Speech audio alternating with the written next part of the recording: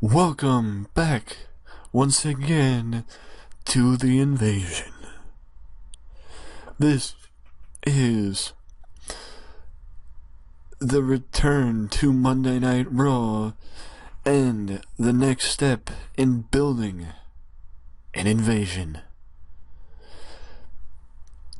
As you can tell, Monday Night Raw is constructed out and is a big addition of the broadcast, as The Rock and Stone Cold Steve Austin, as well as Chris Benoit, will be in action tonight on Raw as we head to Backlash at the end of the month. And with that being the case, I'm taking this episode of Raw to put a nice bow on a lot of things, including the feud between Steve Austin and The Rock, which will end this Sunday on pay-per-view. And also, as far as Triple H versus The Undertaker, I've been building it up pretty much on SmackDown, so I'm going to stick to that. That's why you don't see Triple H or The Undertaker competing here tonight. But either way, there's one other match that I wanted to put forth on this show, and I wanted to use local talent to do so. Of course, Todd Shane is here, but Mike Shane isn't. Ray Jr. is here. Roadkill. Chris Hamrick. A lot of guys are here, actually. Oh yeah, and as far as the women go, you don't have to worry about the women's feuds, or the women in general, because I guess I could put it like this. Oh, Kid Romeo. Another WCW guy. Sorry, I'm getting distracted. I guess I could put it like this. The women, well, not so much with the women, just with people in general. I don't like using the same people on back-to-back days. Or on more than once in a week. And that's why I am not going to book certain people more than once in a week, and that's also why certain people are not being seen more than once in a week. Or, let me rephrase that. That's why certain feuds are not getting built up more than once in a week. Like, for example, I've been spending, since WrestleMania, most episodes of Raw building up Austin versus The Rock. And I've spent episodes of SmackDown building up Triple H versus The Undertaker. With that being the case, Triple H versus The Undertaker, I wouldn't mind booking them on Raw, but as far as building up the feud, I'd prefer to build up the feud on SmackDown. Just because that's what I've been doing for most of the season thus far. Meaning, you see Triple H on one show, you see Austin on another. You don't see Triple H, Austin, Kurt Angle. Yes, Kurt Angle may be seen on both shows, but Kurt Angle won't work both shows. He won't compete on both shows. It's just because both shows are A shows, and both shows need,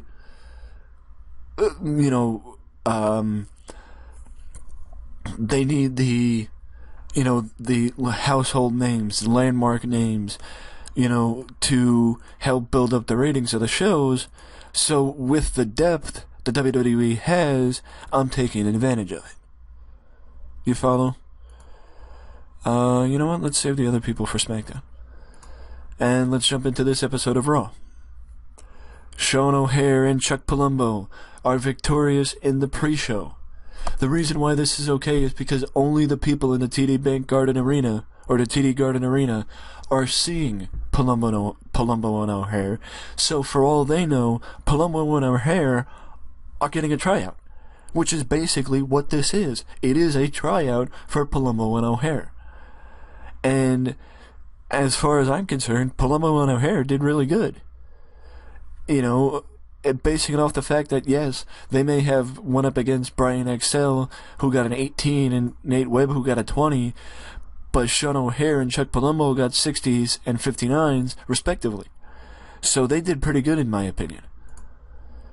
So now let's jump to the opening segment of the broadcast, and that includes the return of Mick Foley, who, as he announces, has been named Deputy Commissioner to pull back the reins when Vince McMahon and William Regal got a little too power hungry. And Mick Foley was named this position by the CEO of WWE, or WWF, Linda McMahon. And thereby he announces 2 matches tonight, and that is William Regal versus The Rock and Steve Austin versus Chris Jericho. And if William Regal can defeat The Rock, then not only can he decide the stipulation for his match against Chris Jericho, but he can also decide the stipulation for The Rock versus Steve Austin. If Chris Jericho wins, then Chris Jericho has the ability to decide the stipulation for their match instead.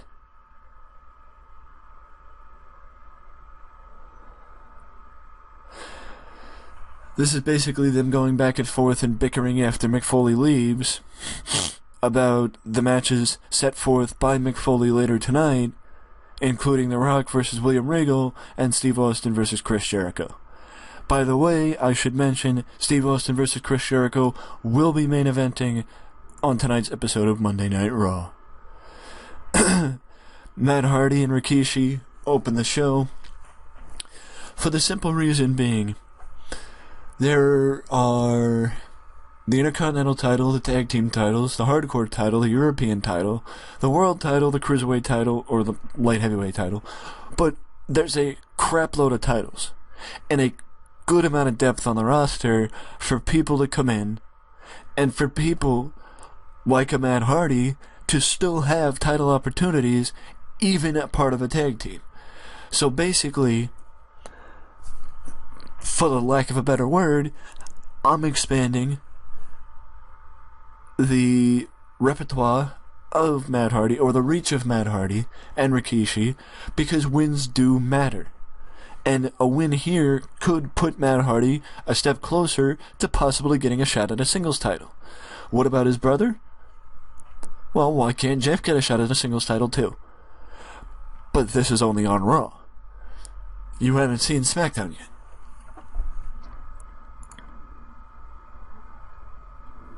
Because remember, later this week, the Dudley Boys are getting a tag team title shot.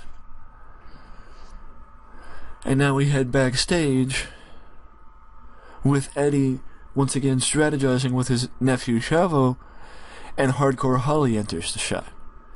And Bob Holly tells Eddie to stop focusing so much on Chavo, or he'll be focusing on looking, or come Backlash, he'll be focusing on Bob Holly leaving Backlash with that European Championship. Because Hardcore Holly is challenging Eddie Guerrero for the European title at Backlash, and yes, I'm aware that promo for Bob Holly sucked. Well, in my opinion, Bob Holly wasn't that good at doing promos anyway, so it was a typical Bob Holly promo then. Speaking of getting people wins and getting people on television and getting people, so on and so forth, that's what this match is. It's just getting Ken Quick and Steve Blackman on television in front of a camera, and also mixing up the matches tonight because I have 2 marquee matches, one between Steve Austin and Chris Jericho, and the other between William Regal and The Rock. So that's 2 marquee matches tonight, so I needed to mix things up a little bit by giving the lower card some TV time. And Ken Quick, I think, may have gotten one of, if not his first win in this season, which normally I would say means something, but it means nothing because I've only been at it for a little over a month and a half. And now we head backstage with Mr. Interviewer Michael Cole, who's with William Regal, and Michael Cole asks William Regal about his Intercontinental title shot on Sunday night, and if he has put any thought into what stipulation he may pick to face Chris Jericho in if he can defeat The Rock tonight. And William Regal says, it's not a matter of if I defeat The Rock, it's when I beat The Rock. Because I will decide what match I face Chris Jericho in, because that swine Mick Foley does not know how much class and dignity and respect I'll add back to the Intercontinental title when I take it off Chris Jericho.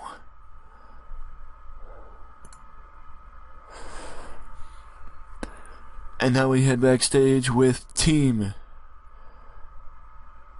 Rhino, Kurt, Edge, and Christian, or Team RECK. Actually, it's Team RECK. Rhino, Edge, Christian, and Kurt.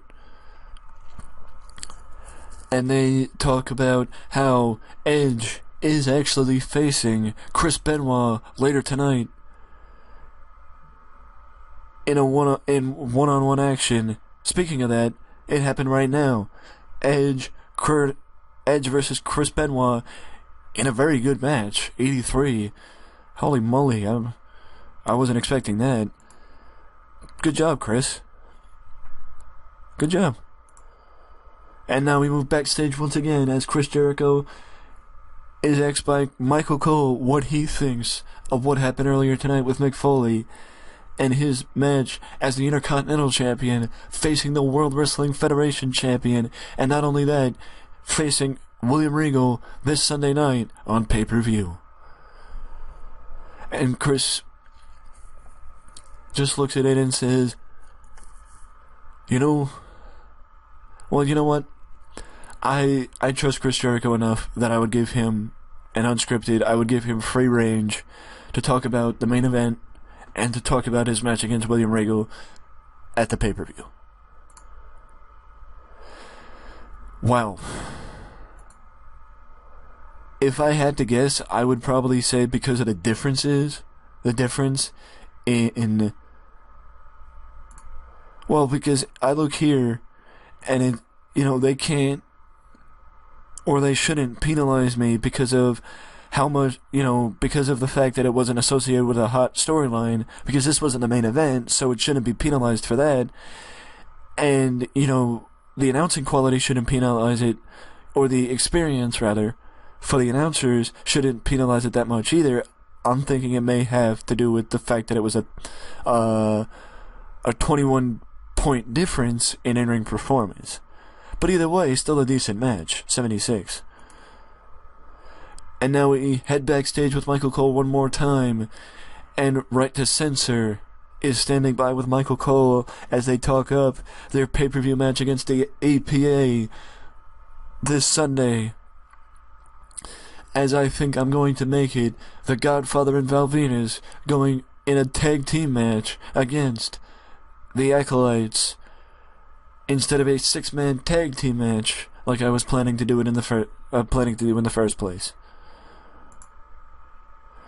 Speaking of that,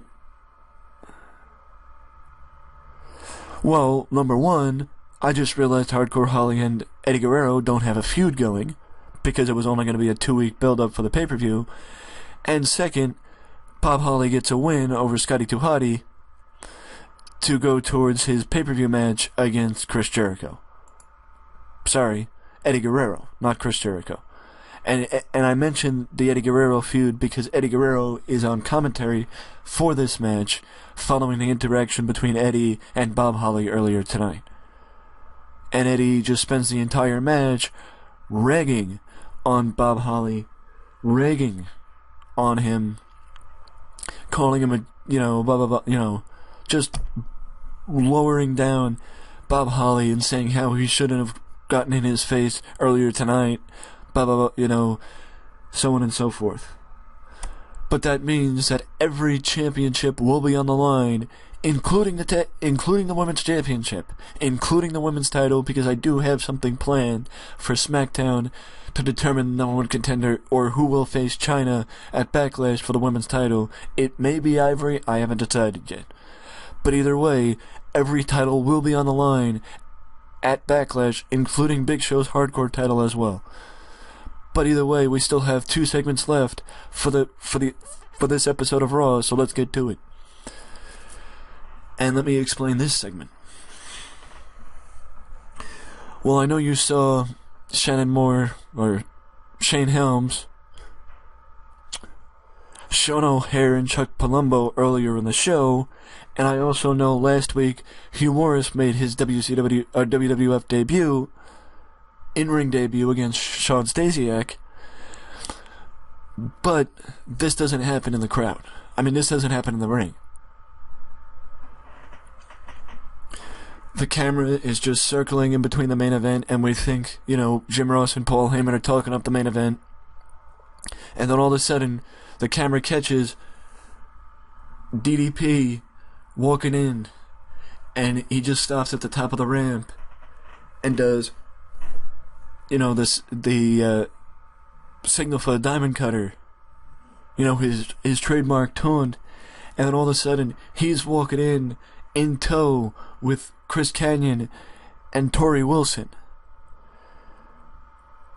and you hear Jim Ross.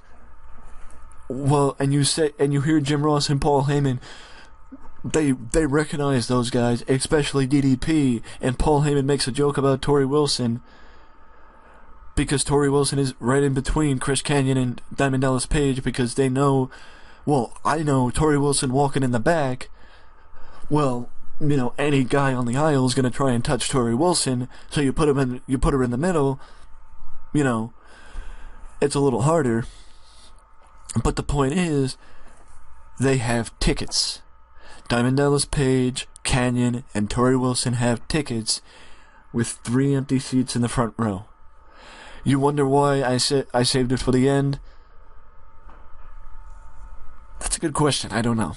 But either way, they're here for the last segment, the main event, involving 2 former WCW superstars in Chris Jericho and Stone Cold Steve Austin. And you hear Jim Ross saying, "What the hell are those guys doing here? What the hell are they doing here?" And you hear, the heel, the logic thinking Paul Heyman jump in and say, "JR, they're allowed to be here. They have tickets. Don't you see the tickets? They have front row seats for the main event. Between Steve Austin and Chris Jericho, they have front row tickets, JR. They're allowed to be here. Paul, whose side are you on?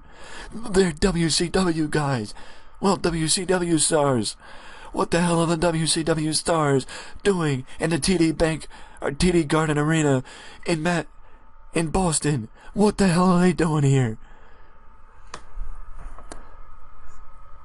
And I'm just gonna ask, you tell me, I'll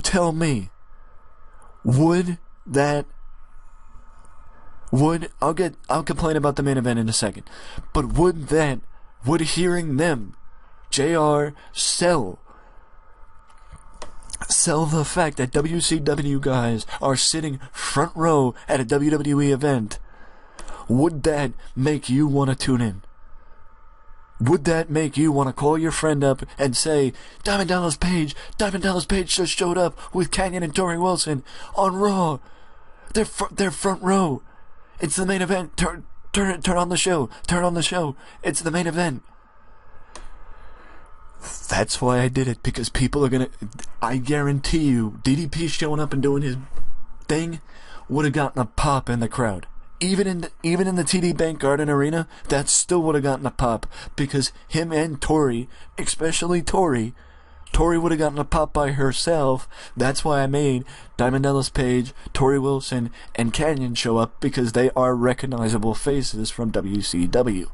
Yes, I know. Oh, you're in Boston. Nobody's going to know WCW guys. Give me a break. You don't think anybody's going to know one of the most popular people in WCW? And you don't think Tori Wilson, of all people, is going to get a reaction? But either way, in a normal database, this would have gotten something good.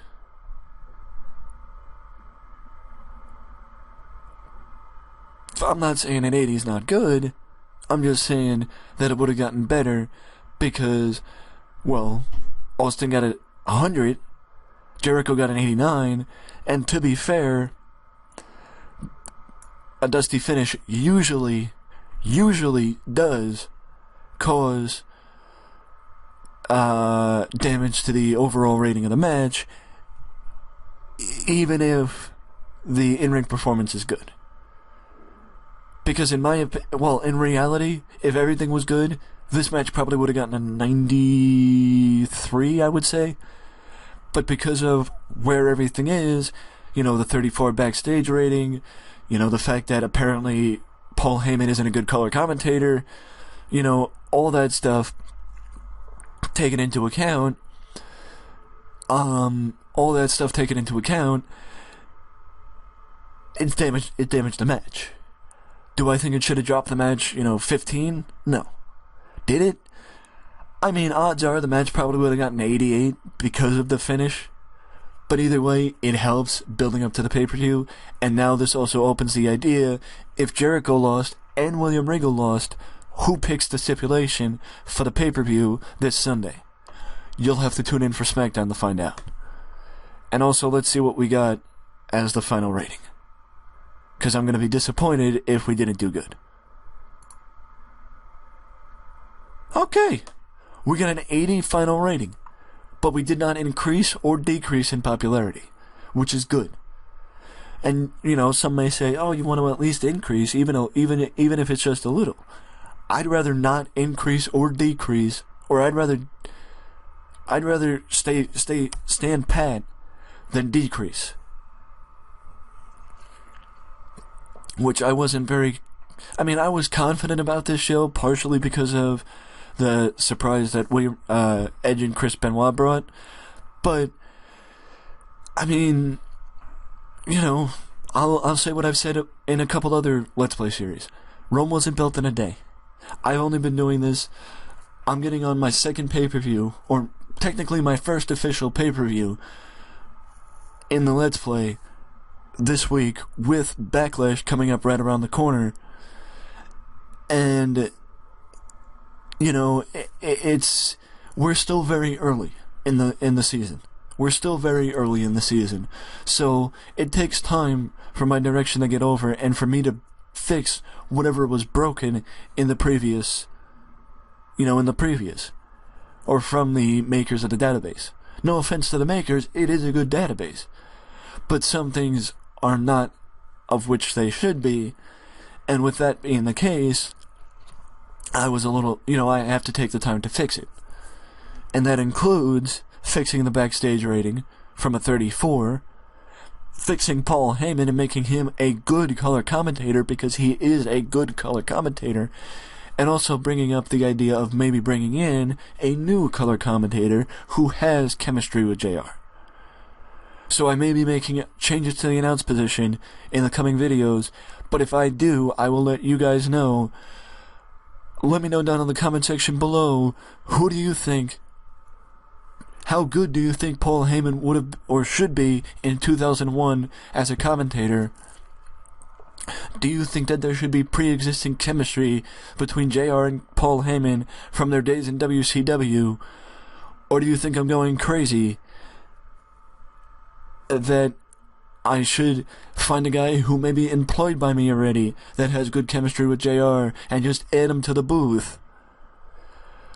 Let me know down in the comment section below. Also, who do you think should join the WWE or even WCW? Who should show up next on the part of WCW? Let me know down in the comment section below, because I want to hear from you. But if you don't want to leave a comment, you can always leave a like and subscribe to the channel for more content just like this that you can only find right here at Wrestling Express. Till next time. Later.